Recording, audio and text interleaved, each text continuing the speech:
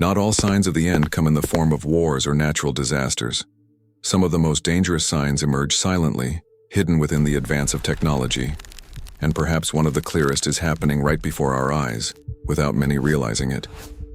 Daniel 12:4 prophesied that in the last days, knowledge would multiply so rapidly that it would change the way humanity lives. For centuries, that seemed impossible.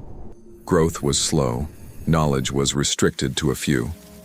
But now, we are witnessing the multiplication of knowledge at a pace never seen before. Artificial intelligence, machine learning, algorithms that know more about us than we know about ourselves.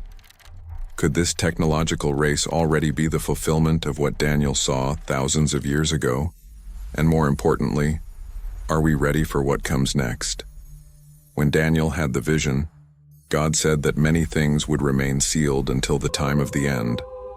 That means certain prophecies would only make sense when the stage was set. And today, with machines that learn, systems that create on their own, and digital intelligences that already surpass humans in many areas, it doesn't seem like a coincidence that this prophecy is unfolding before us. Think about it. Never in history has human knowledge grown so fast. What once took centuries to discover can now be done in seconds by a machine. It's as if the prophetic clock itself has started ticking at full speed. Many believe that artificial intelligence is just a useful tool, something to make daily life easier. But what if it's more than that? What if it's a sign, evidence that humanity is entering a time of revelations and dangers foretold? Daniel spoke of a time of unparalleled distress, and it's not hard to imagine how technology could be part of that scenario. Algorithms that control economies, systems that can surveil entire nations, machines that decide who lives and who dies on the battlefield. What once seemed like fiction is now in the headlines. And you might think, but technology also brings good things. Yes, no doubt. Just as every tree bears fruit, some are sweet and others poisonous. The problem is that when we trust machines more than God, we open the door for prophecy to be fulfilled in a dangerous way. The multiplication of knowledge is not neutral. It can be a blessing or a curse, depending on who is in control. And the truth is, more and more, those in control are not just people, but systems no one truly understands. See how the cycle repeats. The Tower of Babel was built so that men could reach the heavens by their own strength. It was the technology of the time, bricks and tar. But the heart was the same, independence from God. Today, the new Babel is digital, not bricks but code, not tar but algorithms. And the intention is the same, to create a world where man doesn't need God because he has machines at his side. The Bible shows us that whenever humanity tries to replace the Creator with its own inventions, the result is confusion, downfall, and judgment. Think of the impact of artificial intelligence on relationships. Machines that simulate human conversations, that give advice, that teach, that even preach sermons. People already seeking answers more from chats and bots than from prayer. Daniel spoke of an increase in knowledge, but also of a generation that would run to and fro. Isn't that what we see? People jumping from one piece of information to another, without peace, without rest, without roots. Never have we been so connected and yet so empty. Now take a deep breath and consider this detail. If artificial intelligence can predict your preferences, manipulate your behavior, direct your faith or your disbelief, could it be that this is how the spirit of deception will operate in the last days? Jesus said that even the elect would be deceived if possible. The deception of the end wouldn't come only with words, but with signs, wonders, and perhaps with knowledge multiplied in a terrifying way. Imagine for a moment a very near future, where a world leader rises using technology to solve crises. He speaks of peace, unites nations, presents impossible solutions. The majority applaud.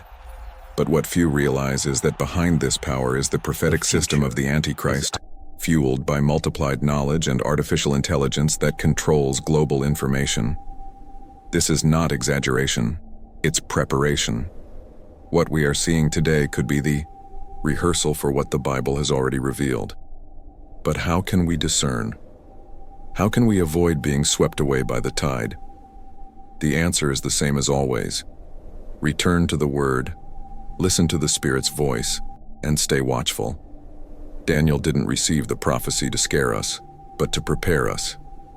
God didn't leave us in the dark. He showed us that the growth of knowledge would be a clear sign that the times are being fulfilled. This isn't just about science, it's spiritual.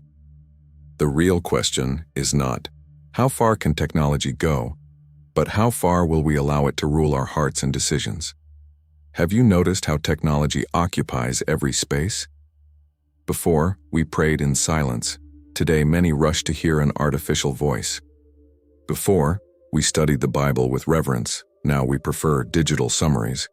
There's nothing wrong with using tools, but there's danger when the tool becomes a substitute for God. That's modern idolatry.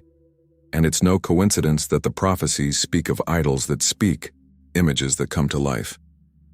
We already have that today on screens, holograms, and artificial intelligences that converse as if they were people.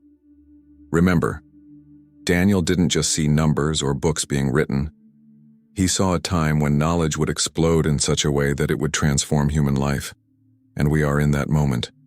What you do with this revelation is crucial. Will you let yourself be seduced by the promise of comfort, or will you stand firm on the rock of the Word? Will you chase after novelties or remain in what is eternal? If even leaders and nations are bowing before artificial intelligence, who will remain standing before God? The answer is simple. Those who understand that no code, no machine, no system can replace the presence of the Holy Spirit. He is the only one who guides us into all truth. And now I ask you, how many times have you trusted more in what a screen showed you than in what the Bible declared? How many times have you sought counsel in technology before seeking direction in prayer? This isn't condemnation, it's a warning. Because deception begins small, subtle, and we only notice it when we're already trapped. Just as Daniel was instructed to seal the vision until the time of the end, God is showing us that this time has come. The seal is being opened. The multiplication of knowledge is not just scientific advancement. It's a prophetic sign.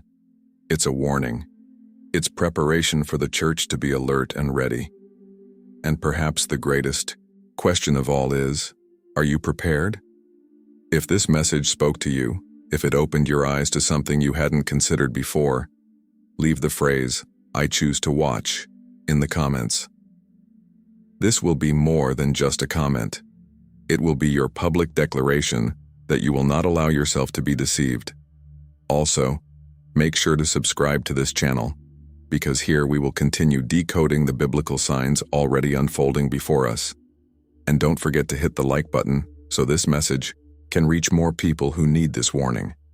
It may be that the next video is exactly the answer you've been praying for. Now, before you leave, reflect. Daniel heard God's voice in a time of empires, kings, and persecutions. We are hearing the same voice in a time of machines, algorithms, and speed. The stage has changed, but the God who spoke remains the same. And He is calling us to watch, not to be distracted, to recognize that the race of artificial intelligence is not just about science. It's about eternity. The world may be fascinated by digital wonders, but we know that the true miracle is hearing the voice of God and obeying. So, watch, pray, and be ready. Because prophecy is not ancient history, it's alive. It is being fulfilled. And no one is truly prepared for what is coming, except those who remain firm in Christ.